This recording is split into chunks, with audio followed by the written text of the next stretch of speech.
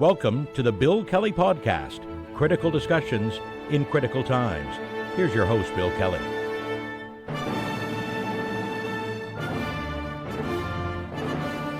And welcome to another edition of the Bill Kelly Podcast, critical discussions in these critical times. I'm your host, Bill Kelly. Remember when Donald Trump got reelected so many months ago? I used a proverb, actually, an old Turkish proverb that I quoted that I thought captured the moment. It read in part, when a clown moves into a palace, he doesn't become a king. The palace turns into a circus. You remember that?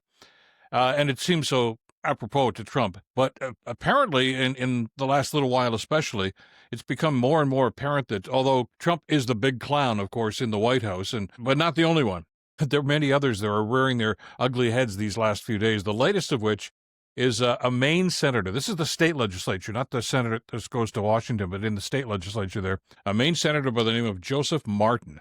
He's a Republican. You read into that what you will. Don't think the Republican Party even exists anymore. They're just MAGA, or that's it. But anyway, he wrote an open letter to Canadians, and we don't know exactly how many people received this, Canadian politicians. We'll talk about that again in just a second. Basically suggesting that a number of provinces that he named here, including British Columbia, Alberta, Saskatchewan, and Manitoba, should all become, in his words, full American states, arguing those who really want freedom in Canada should look south of the 49th parallel and become part of the United States. Look, at the obvious comment here is that he's really just parroting the stuff that his lord and master, Donald Trump, has talked about us being the 51st state. And I guess the only difference here is that Martin's talking about, well, you can each be your own state. Doesn't much matter. It's still an idiotic idea based on falsehoods and basically ignorance of what's going on in this country. And I know that most politicians who've received this have simply probably just tossed it in the blue bin on the side of their office there. And maybe the best thing when you're dealing with idiocy like this is to simply try to ignore it. But there's some stuff here that you just have to comment on. And there's a cumulative effect here that I think is really causing a lot of Canadians to frankly get pissed off. You know, the Trump comments, of course, I think gave cause to the elbows up situation. And I think, you know, the very positive thing about such an ignorant, stupid comment from Trump, it caused a huge influx of national pride in this country, which I think is still there. It may be waning a little bit, but maybe what we're getting from Senator Martin here just might stoke that flame once more. Basically saying that, you know, we don't have it so good up in this country. If you really want the best lifestyle, the best freedoms, then you got to join the United States. And I take exception to that, by the way, certainly, you know, saying that that's where true freedom is. This is the country, of course, that's just taken health care away from about 75 million people with that new big, beautiful bill that Trump has talked about. Basically, you know, taking all the checks and balances in their democratic system and throwing them in the garbage. On and on we can go about that, you know. And again, I don't want to go too deep into the weeds right now because we already know that we're a much better country in which to live than the United States. And that's not a knock against Americans. As I've said, I love Americans. I had great respect for them. I question really the fact that they've elected a guy like Trump twice now, and each time he has systematically tried to decompose and obliterate the democracy that is the United States, and he's doing it in full force these days, and especially with assist from people like this Senator Martin going on like this. But it just drives me nuts. But it also talked about, in his letter, a lot of the things that you know, the MAGA people, of course, try to embrace down in the States that really, I think, repel an awful lot of Canadians. You know, the open carrying of guns, things of this nature, the gun violence that's going on, the violence in the streets. He talks about, you know, if you want a true Christian nation, you should be joining the United States. And that was, by the way, something I got to comment on, because I've talked about this on the podcast before. This bit about the American Constitution guaranteeing Christian values, etc. Wrong. Dead wrong. And the Trumps and the other people in the MAGA crowd that talk about this, you know, the true Christians, and Trump was just at some prayer breakfast a couple of weeks ago, trying to pretend that he's, you know, a Christian. And I can get into the philosophical aspect of this right now, too, that if you are Christian, i.e. Christ-like, you don't crap on people that really need our help. You take health care away from them. You don't refuse them the right to vote. You don't base your hate for them based on the color of their skin or their religion. And that's happening an awful lot with some of the laws that are being passed. On a realistic point of view, though, just on that point, the United States Constitution is a wholly secular document, okay? It has no mention of Christianity or Jesus Christ anywhere in the document, okay? As a matter of fact, it only mentions religion twice in the Constitution. Once in the First Amendment, which bars laws respecting an establishment of any religion or prohibiting any free exercise. In other words, you can't say this is a Christian nation or a Muslim nation or anything else.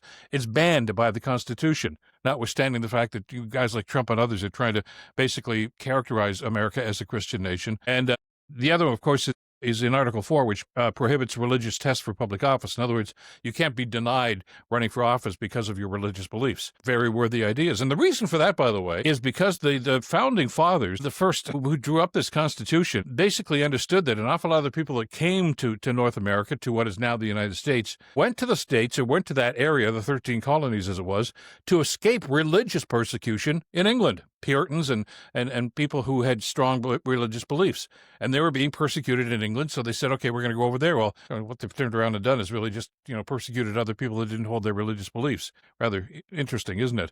But the founding fathers, the Thomas Jeffersons, the Madisons, and Hamiltons, and all the others, saw that and wanted to prevent that from happening. So it's written in the Constitution. Of course, we can also look at the fact that, the very fact that these guys decided to write a Constitution and a Bill of Rights, they wanted to escape the tyranny, of course, of a mentally unstable monarch who was just running rampant and making idiotic decisions. And that was one of the reasons why they decided to write this Constitution. And sadly, here we are in 2025, and they've elected the same kind of person to be their leader, not once but twice. And we can get into that in greater detail, I guess. But for guys like this, that Martin and Trump, obviously, and his acolytes, to go on and on about how wonderful this country is. The United States is the greatest country in the world, and who wouldn't want to join the United States? And it's one of these things that I think that really kind of rankles Canadians here, and people from right around the world, too. They bemoan the fact oftentimes when you talk to some Americans that, gee, they really don't like us much in Europe, or they don't like.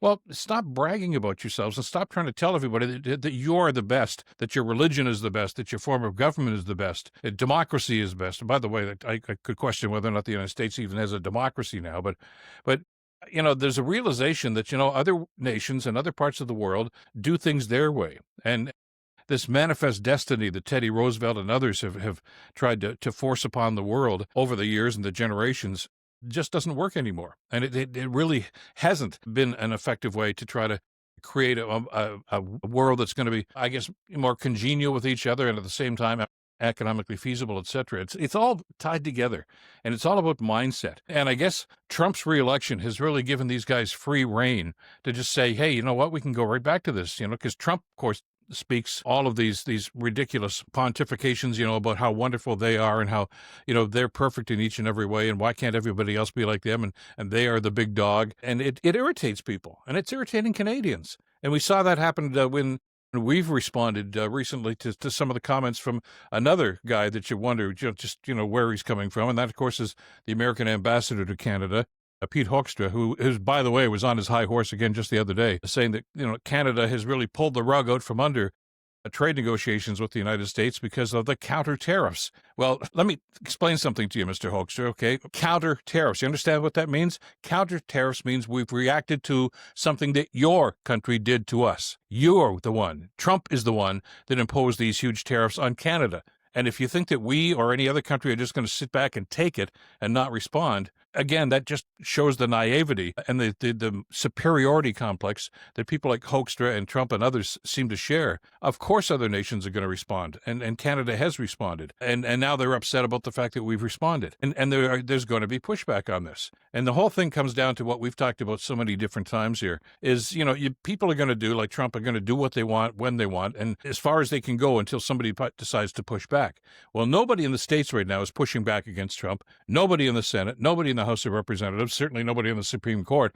They're all MAGA acolytes, and they just simply do whatever he says and let him do whatever he wants to do. So, of course, he's going to get really pissed off when countries like Canada and others decide to push back and say, no, you can't do that to us. And now they're going to say, well, there's going to be ramifications. But to use the old playground thing, you started the fight. So don't be ashamed and don't be afraid of the fact that, we're pushing back and we're going to try to do something too, because we are a proud people and we have our sovereignty as well. And they just sadly just don't seem to get it. And again, it's almost like I have to do this every time we have this discussion. The disclaimer here is this is not anti-American. We love the Americans. 99.9% of the people are wonderful, might have some differences of opinion on certain ideas, but we do have certain commonalities, except that the guy who's got the bully pulpit right now doesn't share any of those beliefs, doesn't share any of those principles, and all those who were his acolytes and the people that just seem to follow him no matter what, the lemmings, whatever phrase you want to use here. God knows that literarily there's so many that we could possibly use here as descriptives, but they're coming out of the woodwork right now, because they feel they've got free license to be able to do this. And it's making a bad situation worse. And we're stuck in the middle of it here in Canada. And that's the sad reality. So, our thoughts are with the Americans down there that are shaking their heads when they see these sorts of comments and see these sorts of actions and say, this is not the country that we wanted. This is not the government that we wanted. And I feel badly for them. And I know many Canadians feel badly for them.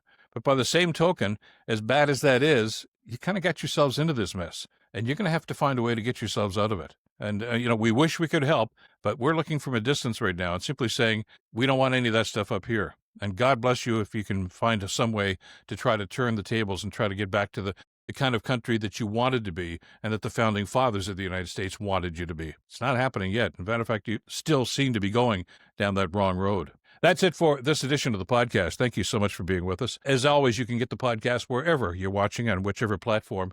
If you're on YouTube, by the way, don't forget to hit the notification bell. The podcast description also has some further readings that you can check out to get some context about some of the things that we're talking about here. The comments from people like Senator Martin and Hoekstra and others. And don't forget to hit the subscribe button. That's very important. We enjoy and appreciate your loyalty to our podcast.